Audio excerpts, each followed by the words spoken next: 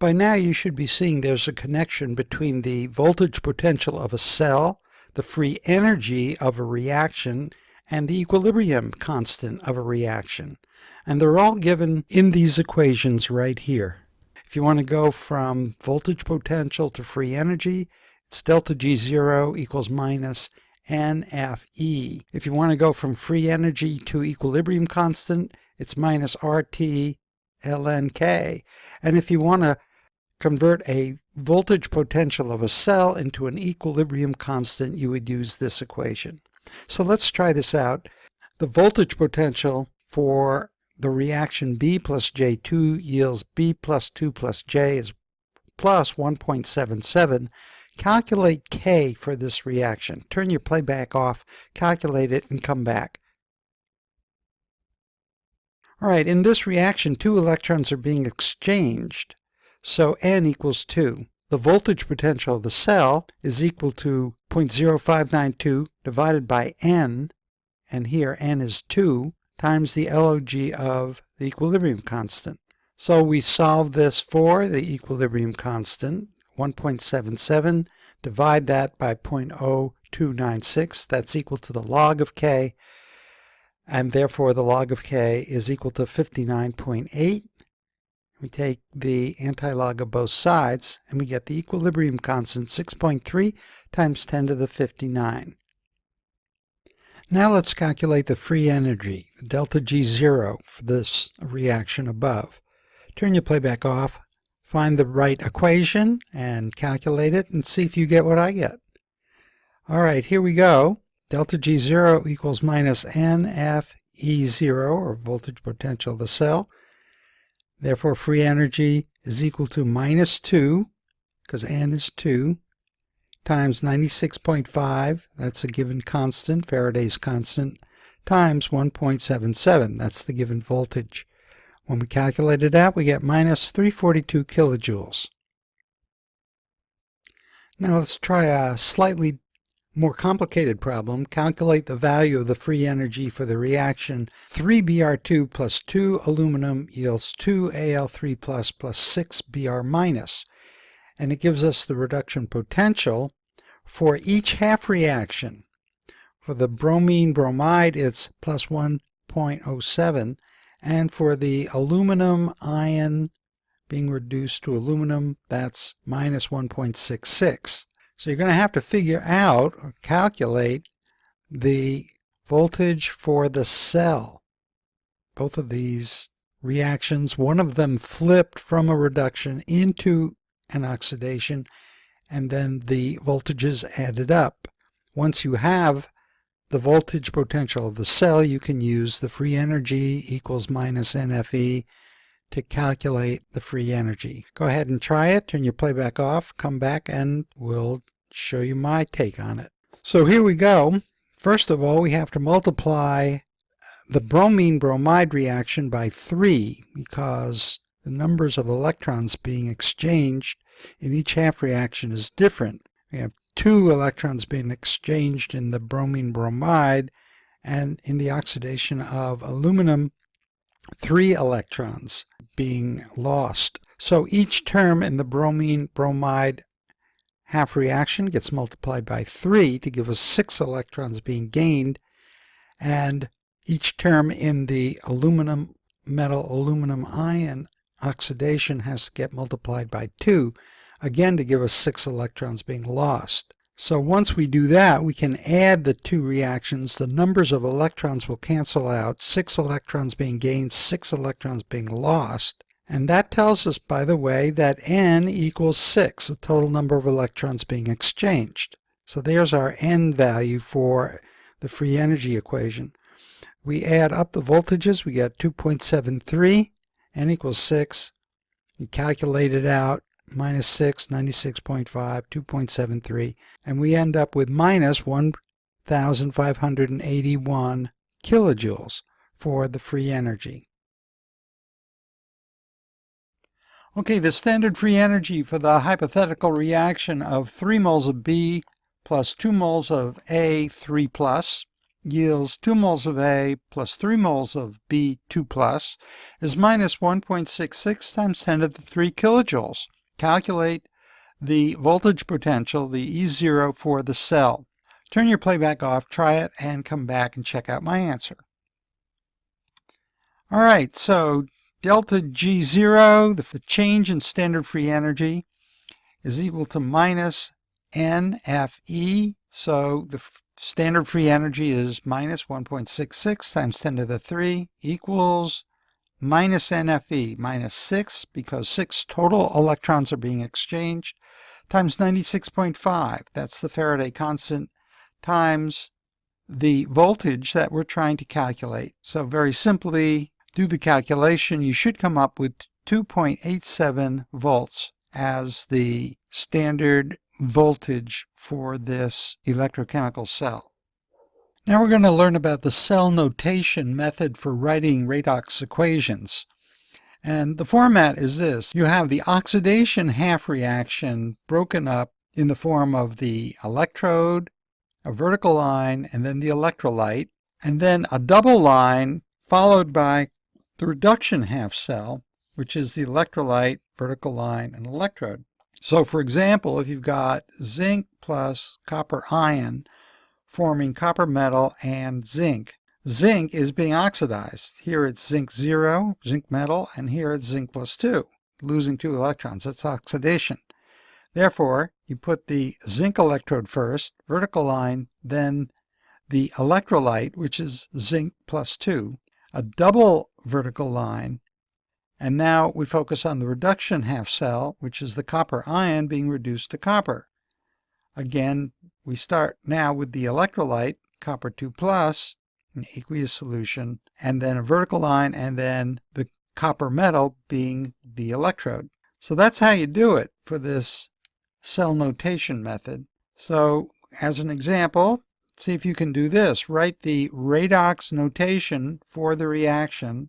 3 silver ion plus chromium yields chromium plus 3 plus 3 moles of silver metal. Here's a warning for you. When you write an equation, you can put the species in any order. Chromium could come first, silver ion could come first. So you can't look at the equation to guide you into writing the cell notation properly. You have to figure out what's being oxidized, that goes on the left, and what's being reduced, and that goes on the right. So go ahead, see if you can figure this out. Okay, so first we start with the oxidation. That's going to be chromium going to chromium 3 plus. So that's the oxidation step. The reduction step is silver ion going to silver. So that would be answer B here, would have both of those components in the correct order. Electrode is chromium, the electrolyte is chromium plus 3, double vertical line, silver ion is the electrolyte in the reduction side, and silver is the electrode. Now we can use the Nernst equation to find the non-standard voltage of a cell. With this equation, the voltage of the cell equals the standard voltage of the cell, standard conditions, 1 molar, etc., minus 0.0592 divided by n, the total number of electrons being exchanged, times the log of Q. Remember Q?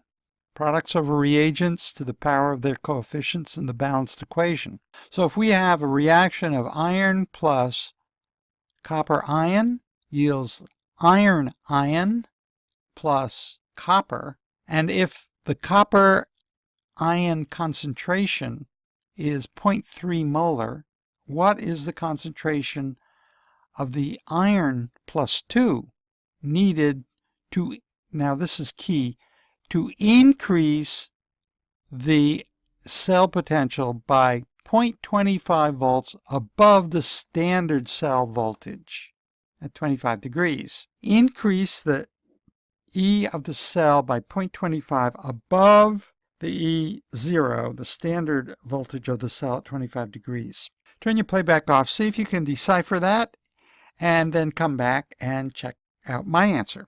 Okay, here we go.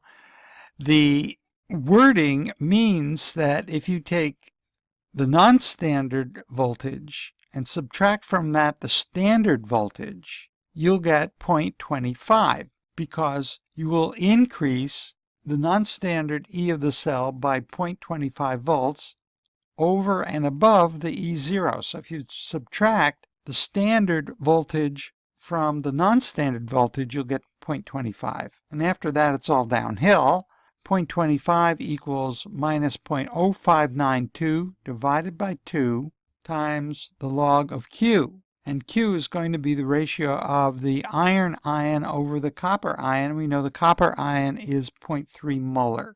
So we solve for the iron ion, and we should come out with 1.07 times 10 to the minus 9. Did you get it?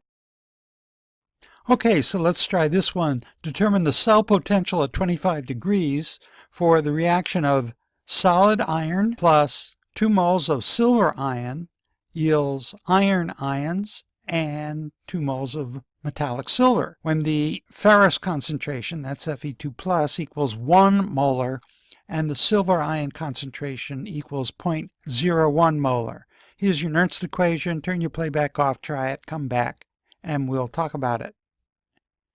So here we go. 1.24 is the E0 minus 0.0592 divided by 2 from the Nernst equation. Then the log of products over reactants to the power of their coefficients in the balanced equation. And if you check out the balanced equation here, silver has a 2 in front of it, 2 moles of it. So the silver ion concentration is going to need to be squared. Did you remember to do that? So it'll be iron ion divided by silver ion squared. So plugging and chugging away, you should have come up with 1.12. Did you get it? A concentration cell is a cell in which both half reactions are the same, but their concentrations are different. Even though the standard voltage of the cell equals 0, the non-standard E of the cell is not equal to 0. Thermodynamics demands that the less concentrated half cell become more concentrated, and the more concentrated half cell becomes more dilute. So if we had 2 copper ion half cells, one in which the copper ion is 2 molar and the other 0.01 molar, which half cell would undergo oxidation, making it more concentrated in copper ion? Would it occur in the 2 molar half cell or the 0.01 molar half cell? Well, because the concentration of copper ion is going to increase with oxidation, the oxidation half reaction is going to occur in the 0.01 molar half cell. Conversely, reduction, which is going to make the half cell less concentrated in copper ion, is going to occur in the more concentrated cell. So here we have reduction occurring in the concentrated half cell. We have oxidation occurring in the more dilute half cell. So when we set up a reaction in which these 2 half cells are present, the copper ion in the dilute half cell will be on the product side, and the concentration of the more concentrated 2 molar copper ion will be on the reagent side of the reaction. So let's do a concentration cell calculation. Calculate the voltage of a concentration cell with half cells of 2 molar and 0.01 molar copper ion solutions. Turn your playback off, try it, and come back and check out the way I did it. So here is our Nernst equation for a concentration cell. We always put the dilute half cell in the numerator and the concentrated half cell in the denominator. And of course, N is going to be 2 electrons being exchanged. So we'll have the E of the cell equals minus 0.0592 divided by 2, and the log of 0.01 divided by 2.0. So that's going to be minus 0.0296 times the log of 0.005, and that works out to be 0.068 volts. Watch our voltmeter over here. Isn't that cool? The voltmeter got it right. Did you? Since we're talking about voltaic cells, we should also mention alkaline dry cells, which is a voltaic cell and, as everyone knows, an increasingly important component of our lives. Electrolyte is alkaline manganese dioxide potassium hydroxide paste, and the anode is zinc or magnesium.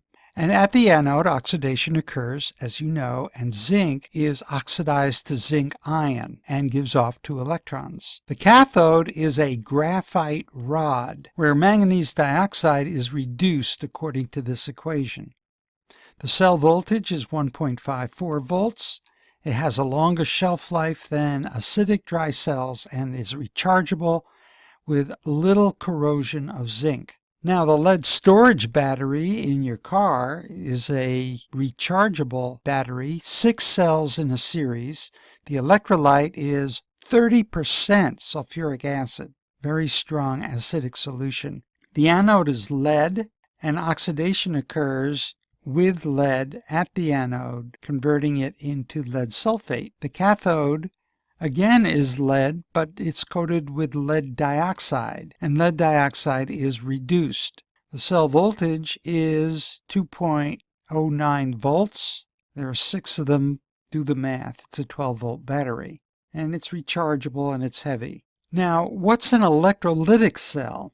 This is a cell that uses electrical energy from an outside source to overcome the energy barrier and cause a non-spontaneous reaction. The electrical energy being applied must be DC current. The positive terminal of the battery is the anode, the negative terminal is the cathode. Cations are attracted to the cathode, anions to the anode. Cathodes pick up electrons from the cathode and are reduced. Anions release electrons to the anode and are oxidized. Some electrolysis reactions require more voltage than the total energy, and this is called the overvoltage. Now, in the process of electroplating, the piece to be plated is the cathode.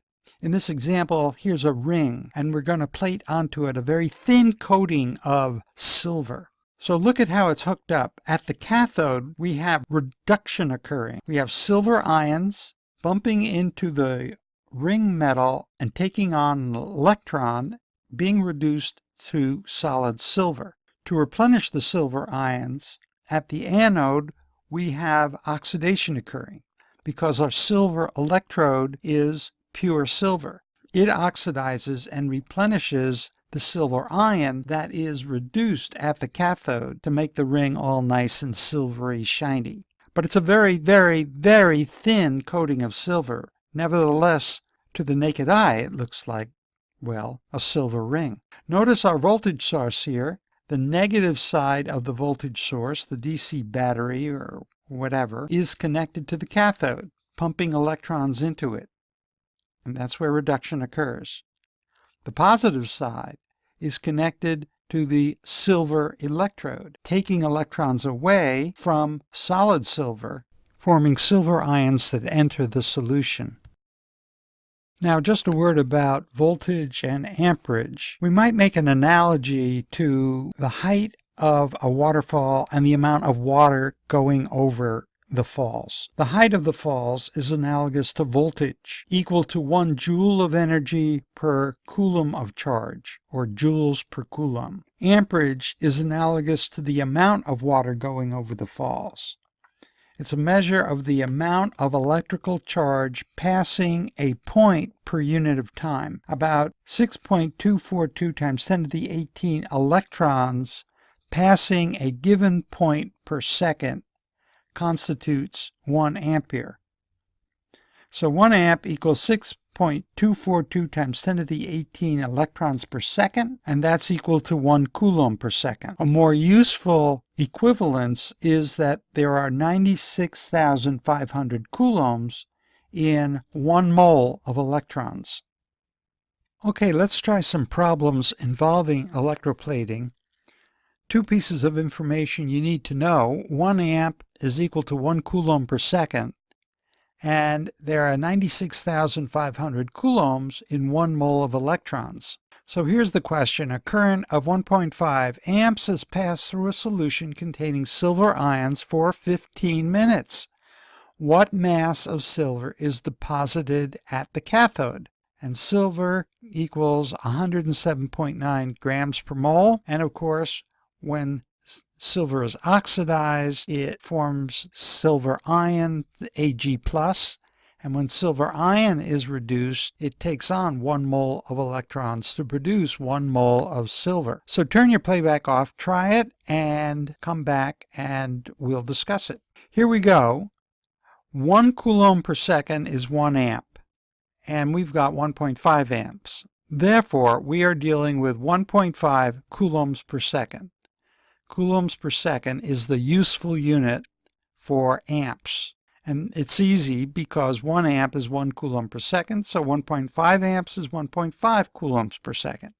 It's real simple. So 1.5 coulombs per second times 15 minutes times 60 seconds per minute gives us 1,350 coulombs. 1,350 coulombs times our equivalents of coulombs and moles of electrons, but here we're going to put 96,500 coulombs in the denominator, so coulombs cancels out and leaves us with 1 mole of electrons. Now we know that there's 1 mole of electrons being taken on by silver ion when it is reduced to silver metal. So 1 mole of electrons is used to produce 1 mole of silver. Then simply 1 mole of silver is 107.9 grams. Therefore, you should have gotten 1.5 grams of silver.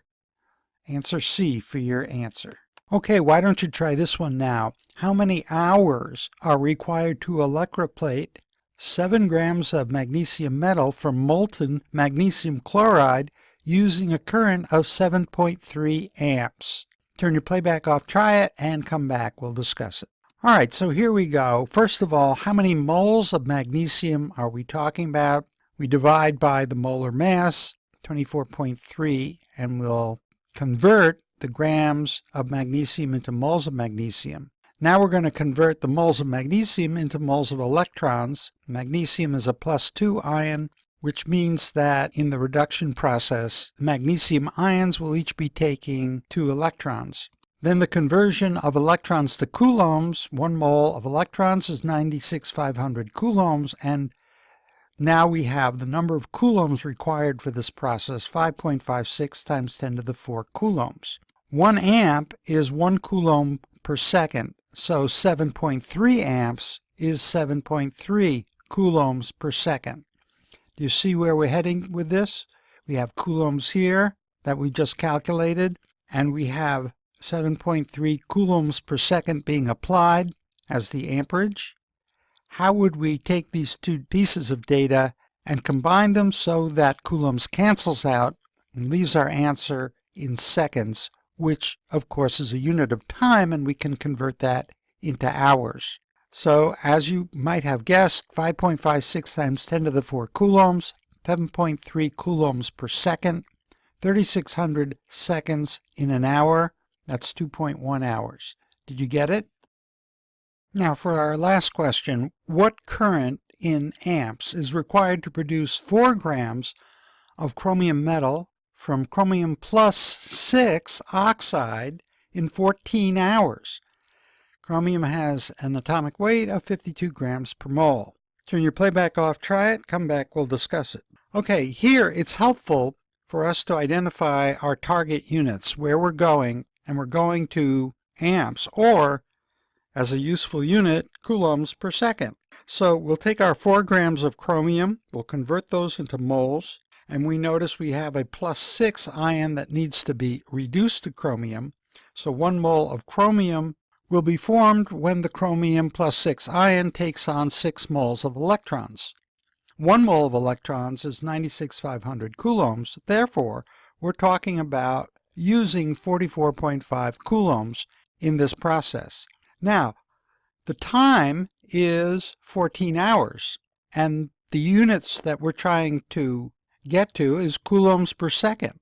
Therefore, we'll take our 44.5 coulombs and divide it by 14 hours, and then convert the 14 hours in the denominator into seconds. With the conversion, 1 hour is 3,600 seconds. When we divide that out, we get 0.88 coulombs per second, which is equal to 0.88 amps. And finally, we're going to talk about electrolysis, which is the process of using electricity to break a compound apart. Electrolysis is done with an electrolytic cell, an external power supply. Electrolytic cells can be used to separate elements from their compounds, also to generate hydrogen from water for fuel cells, and recover metals from their ores. In the electrolysis of water, at the anode we have the water molecule being oxidized, producing oxygen gas and giving up 4 electrons. At the cathode, we have the water molecule being reduced to hydrogen gas and 2 moles of hydroxide. The balloons fill up in a 2-to-1 ratio, reflecting the molecule stoichiometry of 2 atoms of hydrogen to 1 atom of oxygen. Now we'll talk about the electrolysis of pure compounds. First of all, the compounds must be in their molten or liquid state, and the electrodes are going to be usually graphite. Cations are reduced at the cathode to a metal element. Anions are oxidized at the anode to a nonmetal element. So as an example, here's the electrolysis of sodium chloride. We have a bath of molten sodium chloride, that's liquid sodium chloride, very hot, and we have an inert electrode, say graphite, immersed in the molten sodium chloride, and that's connected to the positive side of the battery, so electrons flow out to the positive side of the battery. And what's happening there is oxidation. The chloride ion is giving up 2 electrons to become chlorine gas, and we see bubbles of chlorine gas happening. So oxidation at the anode, producing chlorine gas.